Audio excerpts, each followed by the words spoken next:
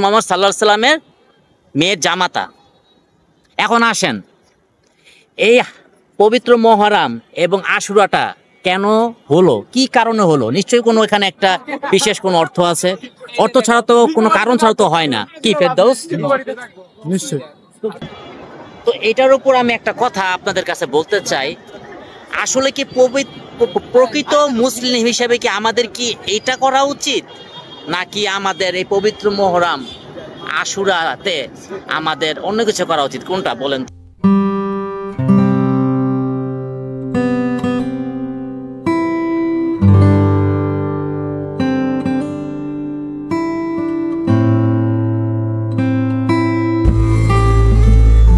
আসসালামু আলাইকুম, কেমন আছেন আপনারা? ইনশাল্লাহ আপনাদের দোয়ায় আমরা দুজন ভালো আছি। আমি আলামিন, ও হচ্ছে আমার ভাই ফেরদৌস। তো আজকে হচ্ছে বারে শনিবার, 5 তারিখ জুলাই 2025, আর হিজরি হচ্ছে 1446। তো কালকে হচ্ছে পবিত্র আশুরা মানে মুহররম, আমি যার জন্য আজকে ভিডিওতে আসা। তো আপনারাও শুনেন, ফেরদৌস তুমিও শোনো, মানে আমি আজকে কেন ভিডিওতে আসলাম কিছু কথা বলার জন্য। কারণ আমরা মুসলমান, যেহেতু একটু আগে বলছি আমার নাম আলামিন, ওর নাম ফেরদৌস, তো বুঝতে পারছেন আমরা ডেফিনেটলি মুসলমান, এখানে কোনো সন্দেহ নেই। তো আমি যে কথাটা বলার জন্য আমি ভিডিওতে আসা, ছোট থেকে মার পেটের থেকে বের হওয়ার পর থেকে, কথাটা আমি এভাবে বলি, মার পেটে থেকে বের হওয়ার পর থেকে আমি বা ফেরদৌস বা যেই হোক আমরা দেখে আসতেছি এই মুহররমের সময় এই নারায়ণগঞ্জ বলেন, আমি কিন্তু অলরেডি নারায়ণগঞ্জের রাসেল পার্কের মাঝখানে যে ব্রিজটা আছে এই ব্রিজের উপরে, এটাও বলে দিলাম। তো ছোট থেকে দেখি মার পেটের থেকে বের হয়ে যে এই মুহররম আসলে, পবিত্র আশুরা আসলে, যে মানুষ ওই হিন্দু ধর্মাবলম্বীদের মতন এক ধরনের তাজিয়া ঘর বানায়, তারপরে ওখানে বিভিন্ন টাকা পয়সা দান করে আপনার, হ্যাঁ, মানে মানুষ মনে করে যে ওখানে অনেক কিছু টাকা পয়সা দান করলে ইনশাল্লাহ তার অনেক মনের আশা পূর্ণ হবে, এরকম একটা মনোভাব নিয়ে ওখানে যায়। তো উল্লেখযোগ্য হচ্ছে আমাদের নারায়ণগঞ্জ গণবিদ্যা স্কুল মন্ডলপালারপুরের এখানে একটা জায়গা আছে, ওখানে আপনার তৎকালীন আপনার এই যুদ্ধের আগে, অনেক আগে আপনার ইন্ডিয়ানি কিছু মুসলিম ছিল, তার আমরা মাউরা বলি আর কি, এক কথায় মাইন্ড করবেন না, তারা এটা করে থাকে, আমরা দেখে আসছি। তো এখন দেখি তাদেরকে অনুসরণ করেও আমাদের নারায়ণগঞ্জের বিভিন্ন জায়গায় আমি বলেই দেই, যেমন আমাদের আলী আহমেদ চুনকা রোড, আমাদের সাবেক মেয়র যে ডাক্তার সেলিনা আদি কিছুদিন আগে যে অ্যানেস হয়েছিল, তার নিজ বাসস্থানে এই আয়োজন করে। নারায়ণগঞ্জের আপনার জিমখানার মোড়, ওখানে এই তাজিয়া, যেটাকে বলে তাজিয়া, ওখান থেকে আয়োজন করে, এবং বাংলাদেশের বিভিন্ন জায়গায় আয়োজন করে। অলরেডি কিছুক্ষণ আগে আমাকে একজন পুরান ঢাকা থেকে হোয়াটসঅ্যাপে ভিডিও করে পাঠাইছে তাজিয়াটা, মানে 2টা কবরের মতন ঘরের ভিতরে মানুষ টাকা পয়সা দান করতেছে, এবং এক একজন এক এক ধরনের মনের বাসনা নিজের মনে রেখে সে যে যা পারে দিতেছে। তো এটার উপর আমি একটা কথা আপনাদের কাছে বলতে চাই, আসলে কি প্রকৃত মুসলিম হিসেবে কি আমাদের কি এটা করা উচিত, নাকি আমাদের এই পবিত্র মুহররম আশুরাতে আমাদের অন্য কিছু করা উচিত? কোনটা বলেন? তো আমি বলি, আসলে পবিত্র মুহররম এবং আশুরাটা কি, বিষয়টা আমার খুব মাইন্ডে লাগছে আজকে, মানে ব্যাপারটা নিয়ে আমি আজকে 2-3 দিন ধরে খুব ভাবছি এবং অ্যানালাইসিস করছি যে আসলে কি এটা করা উচিত কিনা, আমাদের কি আসলে আমরা কি শিরকি পথে যাচ্ছি নাকি সঠিক পথে যাচ্ছি, কোনটা? তাহলে শোনেন, ইমাম হাসান এবং হোসাইন হচ্ছে আমাদের হযরত মা ফাতেমার সন্তান, এবং আমাদের মহানবী হযরত মুহাম্মদ সাল্লাল্লাহু আলাইহি সাল্লামের নাতি, নাকি? এবং আমাদের হযরত আলী রাদিয়াল্লাহু ইসলামের সন্তান তারা, এবং হযরত আলী হচ্ছেন আমাদের হযরত মা ফাতেমার স্বামী এবং আমাদের হযরত মুহাম্মদ সাল্লাল্লাহু আলাইহি সাল্লামের মেয়ের জামাতা।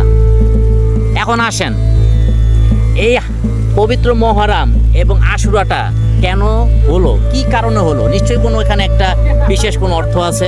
অর্থ ছাড়া তো, কোনো কারণ ছাড়া তো হয় না। কি ফেরদৌস? নিশ্চয়ই। কারণটা আমি আপনাদেরকে বলি। আমি কিন্তু আগে আপনাদের কাছে ক্ষমা দৃষ্টি চাচ্ছি যে আমারটা ভুল হলে আপনারা আমাকে অবগত করেন, কারণ এখানে অহংকারের কিছু নাই। ইসলাম হচ্ছে শান্তি। আমি এক কথা বলি, আমাদের যারে ভুল হোক আমাদের উচিত কেউ এটা তুলে ধরা। তা আমার দিক থেকে যতদূর জানি অতদূর আপনাদেরকে বলি, পবিত্র মহরম এবং আশুরাটা আমাদের ভুলতভাবে পালন করা উচিত। এই জন্যই তখন এই ইমাম হাসান এবং হোসাইন, আমি সংক্ষেপে বলি, কথা বলতে গেলে বিশাল একটা হিস্টোরি। আমরা যদি সত্যিকার অর্থে মুসলমান হয়ে থাকি আমাদের শরীরের প্রত্যেকটা পশম দাঁড়িয়ে যাবে ওই কথা শুনলে। এটা কোনো আপনি সুখের কোনো হিস্টোরি না, ঠিক আছে? এটা কোনো আনন্দ বিলাসের হিস্টোরি না।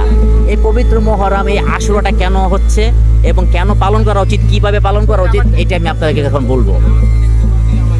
তো ইমাম হাসান এবং হোসাইন হচ্ছে আমাদের হযরত মা ফাতেমার সন্তান এবং হযরত আলীর সন্তান, আমাদের হযরত মুহাম্মদ সাল্লাল্লাহু আলাইহি ওয়াসাল্লামের নাতি।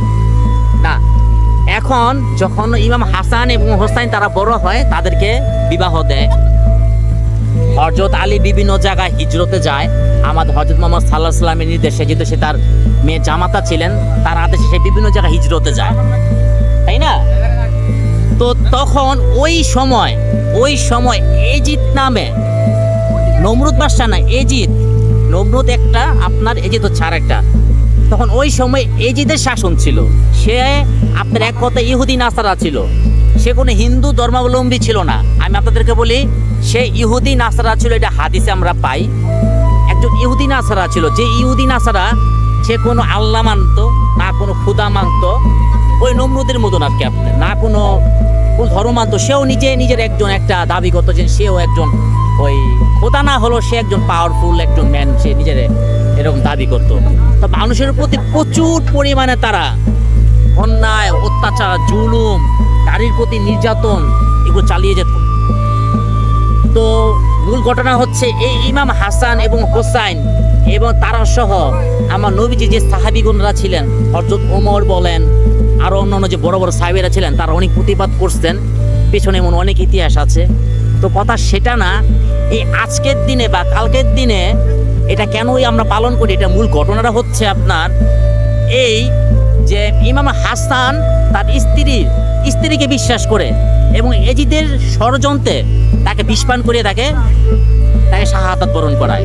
এবং হোসাইনকে কারবালার ময়দানে যে পানিটা দেখতেছেন আমার সামনে, ঠিক এই পানিটা, এমনকি এই পানিটা শুদ্ধ সে পান করতে পারে নাই। এজিদ সেই সমুদ্র বলো এটাকে, আমার জানা নেই ওই সমুদ্রের নাম কি, যদি জানতাম আপনাদেরকে বলে দিতাম। ওইটা খুব সুন্দর একটা নাম, সৌদি আরবিয়া নাকি এটা ইরাকে হয়েছে, ইয়া ফেরদৌস, মাফ করবেন কিন্তু কাহিনীটা আমি ভুল বলবো না, কারণ ভুল বললে আপনাদেরও ধারণা ভুল হবে। যারা জানেন না তারা মনে করবেন যে আমার এটাই সত্য, তাই আমি নামটা বলতে পারতেছি না, কিন্তু ঘটনা যেটা বলতেছি এটা আমি ঠিক আমি দেখে আপনাদেরকে বলতেছি। তো এই যে পানিটা শুদ্ধ তাদেরকে পান করতে দেয় নাই, এই যে পুরো ওই পানি ওই সাগরে তারা জাল ফেলে রাখছে, এমনকি বিষও তারা ঢেলে দিছে, যাতে নবীর বংশধর কেউ যাতে কিংবা নবীর সাহাবীরা এক ফোঁটা পানি যদি পান করতে না পারে, যাতে এজিদেররা যুদ্ধে জয় লাভ করে। কারণ আমাদের ইসলামের ভিত্তি আল্লাহ পাকের ইশারায় আমাদের মধ্যে একটা অলৌকিক একটা শক্তি ছিল, যেটা কিনা ওরা পেরে উঠতে মানে অসম্ভব। তো ওরা তখন এই জিনিসটা মানে ওরা দুষ্ট চিন্তা করে যে না, আমরা যেহেতু ওদের সাথে পেরে উঠতে পারতাছি না, যেমন এক কথায় বলে দিই আপনাদেরকে, আমরা মুসলিমরা ছিলাম 10 জন, ওরা 1 লাখ, আলহামদুলিল্লাহ এরকম একটা শক্তি আল্লাহ পাক তখন দান করছিল। কি তো তখন এই যে চিন্তা করলো যে না, ওদের তো কাতর করা যাচ্ছে না, ওদেরকে তো দুর্বল করা যাচ্ছে না, তো কি করা উচিত? তো চলো আমরা ওই পানি, ওরা তো একটু পানি খাইতেছে, আমাদেরকে ফলো করতেছে, মানে মুসলমান দলকে ফলো করতেছে, কিছুক্ষণ পর কেউ পানি খাইতেছে বা কেউ পানি খাচ্ছে না, এরকম একটা ব্যাপার। তো তারা মনে করেন জাল ফেলিয়ে দিছে যাতে পানি পান করতে না পারে। এই একটা ঘটনা। আর দ্বিতীয়ত ঘটনা, হাসান তো বিষ পান করে মৃত্যুবরণ করবো এবং হোসাইন ওই কারবালার ময়দানে আপনার এই সীমার নামে একজন ব্যক্তি ছিল, সে মেয়ে নাকি পুরুষ এটা আমার সঠিক জানা নাই, কারণ এটা বললো আমার জন্য ভুল হবে, কারণ এটা হাদিসের কথাবার্তা। তার হাতে সে শাহাদাত বরণ করেন। সে অনেকবার আপনার চেষ্টা করছে তার গলা ছুরি দিয়ে, কি ঘটনা মনে আছে তোমার, গলা ছুরি দিয়ে তাকে হত্যা করার জন্য, কিন্তু হোসাইন বলতেছে তুমি আমাকে যতই কাটো আমার কিচ্ছু হবে না। ও বলছে কেন? ও তখন বলছে আমার নানা হযরত মুহাম্মদ সাল্লাল্লাহু আলাইহি সাল্লাম যখন আমি হইছি তখন আমার শরীরের এমন কোনো জায়গা নাই যে সে আদর করে আমাকে চুমুন না দিছে, যার কারণে আল্লাহর রহমতে আমাদের প্রিয় নবী যে যিনি সৃষ্টি না হলে এই দুজাহান সৃষ্টি হইতো না, এই মাখলুকাত সৃষ্টি হইতো না, তার সৃষ্টির কারণে এত কিছু আল্লাহ পাক সৃষ্টি করেছেন। আল্লাহ পাকের বিশাল নীলা খেলা দেখেন, বিশাল নীলা খেলা। তো যাই হোক, তো তখনই সীমা ওকে প্রশ্ন করে তোকে কি করলে, কোন জায়গায় তোকে অস্ত্রটা প্রদান করলে তুই মৃত্যুবরণ করবি? তো হোসাইন বলল যে তুই আমাকে আর কষ্ট দিস না, তুই একটা কাজ কর, তুই আমার ঠিক এই জায়গাটার মধ্যে এই কণ্ঠনালীর ঠিক আমাদের যে পুরুষের একটা এটা হাড্ডি থাকে, হাড়ে থেকে উপরে যে কণ্ঠনালী নরম অংশটা, এখানে তুই একটা পোঁছ দে। আমার নানাজি হ্যাঁ হযরত মুহাম্মদ সাল্লাল্লাহু আলাইহি ওয়াসাল্লাম এই জায়গাটা চুমুন করতে মানে শুধু বাকি ছিল, এছাড়া দেহের প্রত্যেকটা জায়গা চুমুন ছিল। তো দেখেন আমার নবীর মুখের কতটুকু একটা বরকতের কারণে এই সীমাটাকে হত্যা করতে পারেনি। তো তখনই সীমার আর একটু ওয়েট না করে সাথে সাথে তার অস্ত্রটা এখানে বসেই দেয়। আলহামদুলিল্লাহ ওটা রক্ত পর্যন্ত জমিনে পড়েনি, সাথে সাথে আসমানে চলে গেছে। কি কথা শুনে আপনাদের কি মনে হচ্ছে? আমাদের শরীরের পছন্দ হারিয়ে গেছে, একটা ব্লাড পর্যন্ত নিচে পড়েনি, সাথে সাথে কারবালার মধ্যে থেকে আসমানে চলে গেছে। এটা বিশ্বাস করতে হবে, পুরাণে হাদিসে লেখা আছে কিনা জানি না, এটাই ইতিহাস বলে। এবং আমরা এই আশুরার সময় এই 10 দিন প্রায় এই সন্ধ্যাবেলা এরকম লালচে লালচে দেখি, এটা আমি বিশ্বাস করি, কারণ এটা তার একটা ইঙ্গিত, এই মাসে একটা ইঙ্গিত। আপনার চাহিদা না বলে এটা আমি বিশ্বাস করি, ঠিক আছে, এটা তার ইঙ্গিত। যখন সে শাহাদাত বরণ করলো, পুরা আপনার আসমান জমিন কেঁপে উঠলো, কার নাতিন চলে গেছে। তো যখন হিজরতে আপনার হাসান ও হোসেনের বাবা যে হযরত আলী রাদিয়াল্লাহু সাল্লাম যখন শুনতে পেলেন তার সন্তান, তার দুটো আদরের সন্তান আর নাই পৃথিবীতে, সে তখন আর ওখানে থাকতে পারলেন না। তখন যে আমরা হজে গিয়ে যে দেখতে শুনি যে দুন্দুল ঘোড়া, মানুষ যে বলে না দুন্দুল ঘোড়া টপ টপে শব্দ পায়, অনেকে পায় না, হ্যাঁ, সে ওই দুন্দুল ঘোড়া দিয়ে সেই কারবালার ময়দানে সে হাজির হয় এবং সে একাই যুদ্ধ করেন ইনশাল্লাহ। এবং ঘটনায় পাওয়া যায় সে একাই নাকি 1 লক্ষাধিক সৈন্যের সাথে সে একাই ডান হাত দিয়ে ওই তরোয়াল দিয়ে বা তরবারি দিয়ে সে যুদ্ধ করছে এবং সে যুদ্ধে জয় লাভ করছেন। এবং এজিদ তার সাথে পেরে উঠতে না পেরে সে পাহাড় থেকে লাফ দিছে। কিন্তু এখানে একটা রহস্য আছে, হযরত আলী রাদিয়াল্লাহু সাল্লাম গেল কোথায়? সে তখন তো মরেনি, এটা কোনো একটা রহস্য হইল। এখন হযরত আলী কি হইল, ইনশাল্লাহ যদি কোনো আল্লাহ মাকরামরা যদি আপনি আমার ভিডিওটা দেখে থাকেন তারা অবশ্যই আমাকে কমেন্টে বললেন, তখন ওই সময় হযরত আলী রাদিয়াল্লাহু সাল্লাম কোথায় গিয়েছিল? তাহলে যদি এজিদ যদি পাহাড় থেকে পড়ে বা আল্লাহ নির্দেশে যদি পাহাড় চেপে তাকে যদি মেরে ফেলা হয়, তো হযরত আলী কোথায় ছিল? তাহলে সেটা আমি বলি, আলীকে উপরে জিবরাইল আলাইহিস সালামের মাধ্যমে আল্লাহ পাক বাধা দিচ্ছে, হে আলী তুমি আর রাগান্বিত হও না, তোমার হুঙ্কারে আসমান জমি সাত জমিন কেঁপে উঠছে, তোমাকে এত শক্তি দেওয়া হয়েছে আমি নিজে দান করছি। এটা মানো, তাকে এত শক্তি দান করছে, আসমান জমিন কেঁপে উঠছে, কারণ তার সন্তান চলে গেছে, সে বদলা নেবে না। তো এখন ভাই আমাদের উচিত, আমাদের মুসলমানের উচিত, এই যে পবিত্র মুহররম আশুরায় এসে পড়ছে, কালকে আমাদের পবিত্র মুহররম আশুরা, আমরা মুসলমান, আমাদের প্রত্যেকটা পৃথিবীর মানুষের উচিত তাদের উপর আমাদের 2 ফোঁটা চোখের পানি ফেলে, যেহেতু আমার নবীজি নাতি রিলেশনটা কিন্তু খুব দূরের না, কাছের, আমাদের হযরত মা ফাতেমার সন্তান আমাদের নবীজির নাতি, অতএব এটা দূরের নয়। আমাদের উচিত তাদের নামের উপর 2 ফোঁটা অশ্রু ফেলে দেওয়া এবং নামাজ পড়া। এবং আমরা এই আশুরার কালকে যে আশুরা পবিত্র মুহররম, এই মুহররমের কেন্দ্র করে আমাদেরকে রোজা পালন করা উচিত, ঠিক আছে। এবং আল্লাহর কাছে আমরা যে পাপগুলো করছি আমাদের উচিত এই তাদের উসিলা যাতে আল্লাহ পাক আমাদেরকে মাফ করে দেয়। কিন্তু ভাই এই যে আমরা এটা না করে আমরা তাজিয়া, আমরা ডোল বাক্য বাদ্য এই পিঠের